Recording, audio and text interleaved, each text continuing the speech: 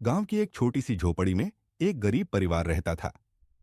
परिवार के सदस्य थे पिता रामू, माँ श्यामा और उनके दो बच्चे मुन्ना और गुड़िया। वे अपने छोटे से जीवन में खुश थे, लेकिन गरीबी उनके जीवन को कठिन बना देती थी। रामू गांव में मजदूरी करता था और श्यामा घर का काम करती थी। मुन्ना और गुड़िया शाम को खेलने जाते थे।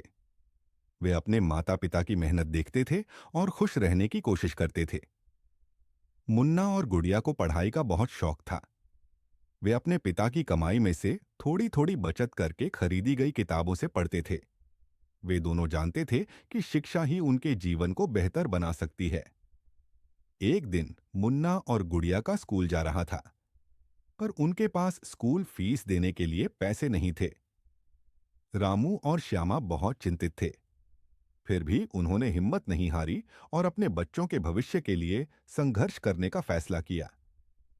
रामू ने और अधिक मेहनत करने का फैसला किया और श्यामा ने खेती में मदद करने का काम शुरू किया। उनकी मेहनत रंग लाई। मुन्ना और गुड़िया को स्कूल भेजने के लिए पैसे इकट्ठा हो गए। बच्चों ने अपने माता पिता की मेहनत को देखा और वे अधिक समर्पित हो गए। मुन्ना और गुड़िया ने अच्छे अंक प्राप्त किए और उनकी कठिनाइयों के बावजूद वे हमेशा मुस्कुराते रहे। वे अपने माता पिता की आशा को निराश नहीं होने दिए। वे अब अपने परिवार को समर्थन करने में सक्षम थे और उन्होंने अपने माता पिता के लिए एक नया घर बनवाया।